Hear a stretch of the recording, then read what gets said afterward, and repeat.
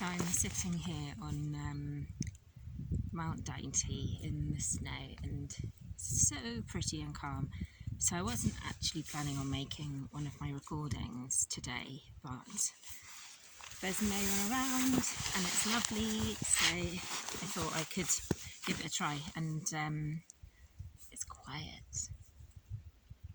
So this is just on my mobile phone, sitting on a tree. Let's see how much I can share and if it works okay when I play it back. Ramble over. Well, actual hiking ramble kind of just started, but yeah, the techniques I'm going to share in this little clip are really simple, practical little exercises that anyone can use really to help themselves to calm down, or sort of get a little bit more in control of their thinking if they're freaking out, for want of a better way of putting it. And you can use these on yourself, you can share them with other people as well. So the first one that I'm going to share is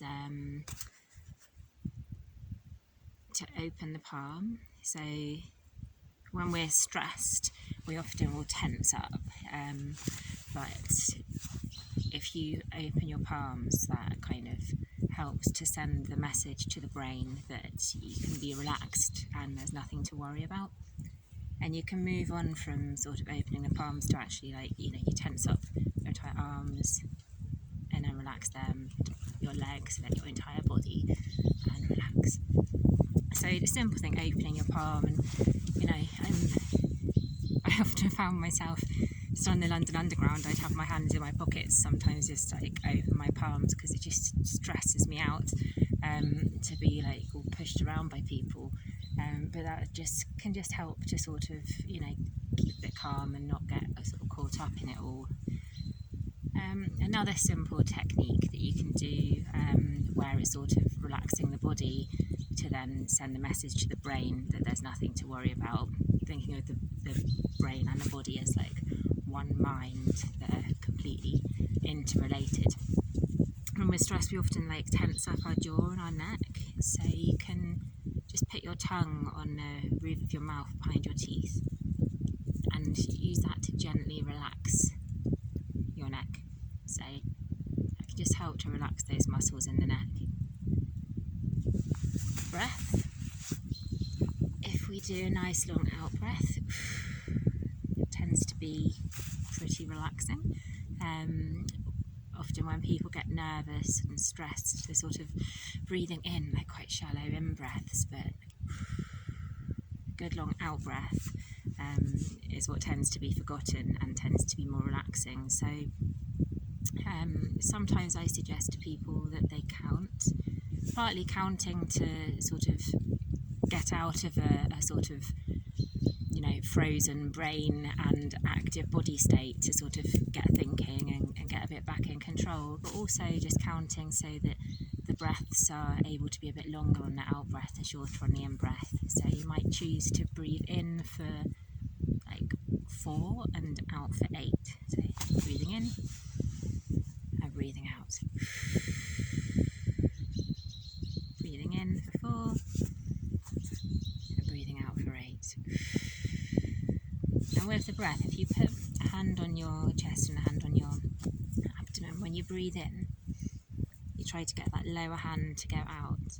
When you breathe out, it goes in. So you're sort of doing deep belly breaths, like diaphragmatic breathing, rather than like up in the chest, which you'll notice if somebody's having a panic attack, they can be like up here, but you want it to be deep belly breaths. Sometimes you can use movement to aid that. So some things that I picked up from, I always say it was Tai Chi Chuan, but I don't think it was actually. It's a long time ago I did that class. We did, there was another class I did on the back of it, like at the end, that I'd stay on for.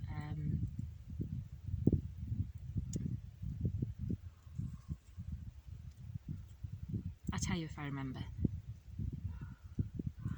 Anyway, breathe in more, breathe out more, and a longer. So it can feel like we've sort of exhaled all of the air that we have to exhale, but then when you do that extra bit, there's always more left. So breathing in, breathing out.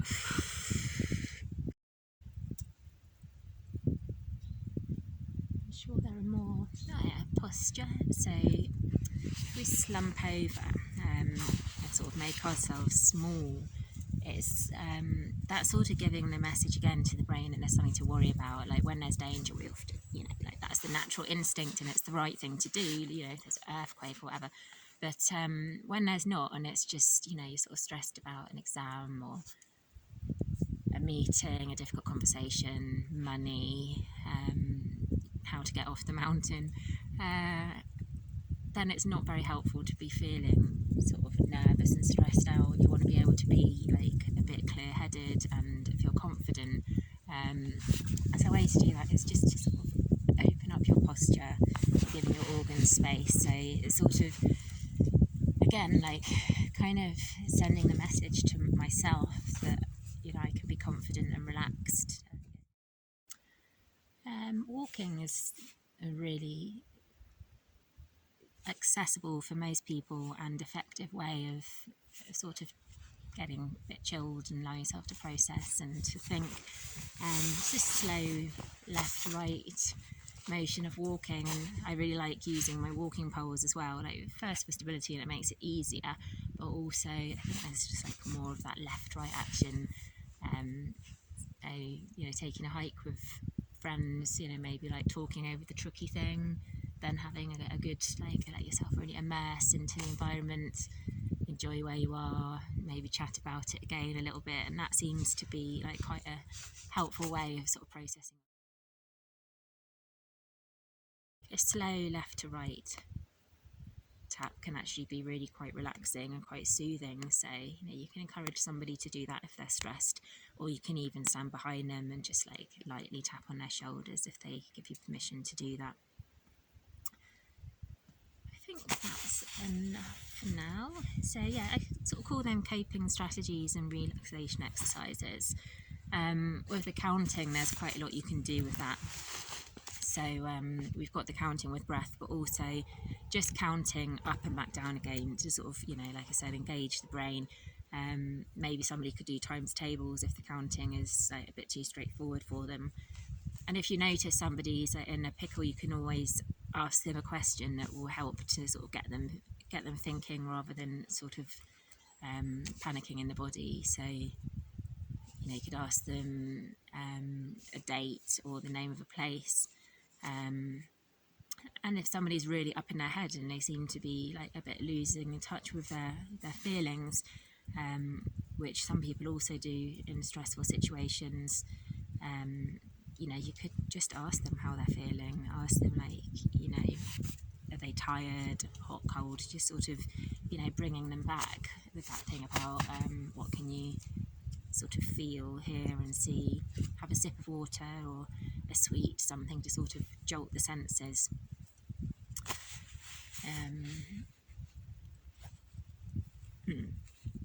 Yeah, I think that will do for now.